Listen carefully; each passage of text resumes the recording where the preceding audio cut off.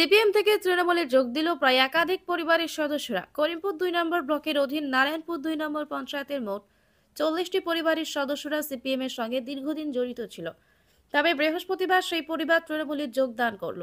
এদিন নারায়ণপুর কিশোলায় শিশু নিকেতন মাঠ প্রাঙ্গণে এই পঞ্চায়েতের প্রাক্তন সভাপতি দেবতোষ দে এই চরণ সভা অনুষ্ঠিত হয়। সেই স্মরণ সভায় ওই এলাকার পঞ্চায়েত সমিতির ২১ নম্বর সিপিএম এর প্রার্থী শামিলি বিবিও তৃণমূলে যোগদান করেন।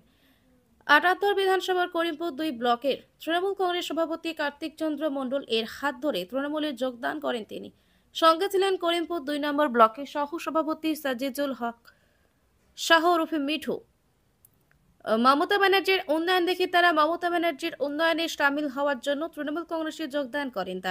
যারা তৃণমূল কংগ্রেসে যোগদান করলেন তারা বললেন যে করিমপুর ২ নম্বর ব্লকে উন্নয়ন হচ্ছে তৃণমূল কংগ্রেসের মাধ্যমে, তাই তাদের উন্নয়নে সামিল হতে চেয়ে তারা তৃণমূলে যোগদান করলেন। ওই যোগদান স্মরণ সভা থেকে তৃণমূল নেতৃত্ব সাধারণ জনগণকে বললেন যে মা মাটি মানুষের সরকার সকল মানুষের জন্য সবসময় উন্নয়নের পাশে থাকবে। এই ঘটনার পর ওই এলাকার তৃণমূল কংগ্রেস কর্মীরা খুবই খুশি।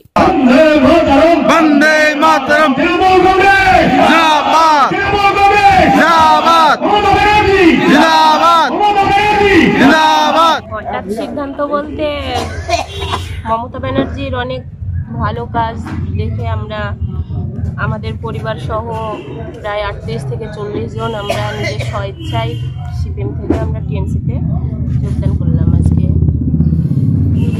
আপনারা আগে কোন দলের সঙ্গে যুক্ত ছিলেন? সিপিএম।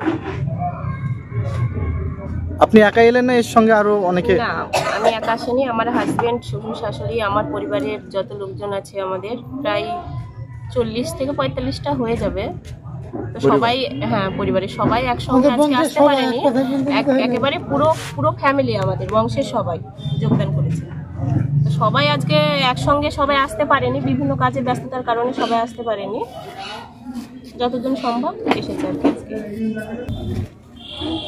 আমাদের দরজা বড় দরজা, যে কেউ আসতে চাইলে তাকে আসতে, আমাদের দলের অনুশাসন মেনে তাকে চলতে হবে। এরা দীর্ঘদিন ধরে সিপিএম করছিল, প্রতিদ্বন্দ্বী ক্যান্ডিডেট। এখানকার মিঠু, আমাদের বিদ্যান, সম্রাট, সকলের ওদের নেতৃত্বে মমতা ব্যানার্জির আদর্শে অনুপ্রাণিত হয়ে মমতা ব্যানার্জির যে বাজেট এবং কাজের উন্নয়ন সেটা দেখে আজকে তৃণমূলের স্বেচ্ছায় ওরা যোগদান করলেন। আমরা তাদের আজ থেকে আমাদের শরিক হিসেবে আমরা মেনে নিলাম। আমাদের মহাদীর তো সবসময় সময় হয় না, উনি দিল্লি সামলাবে, রাজ্য সামলাবে। আমাদের বলেছে ছোটখাটো যেগুলা যোগদান, তোমরা পঞ্চায়েত সমিতির মিটিং থাকবে, আরো আমাদের যারা নেতৃত্ব, দলীয় যারা নেতৃত্ব তাদের নিয়ে যোগদানটা করিয়ে নিই। এরপরে দিদির হাতে আসলে দিদির হাতে আমরা তুলে দেবো।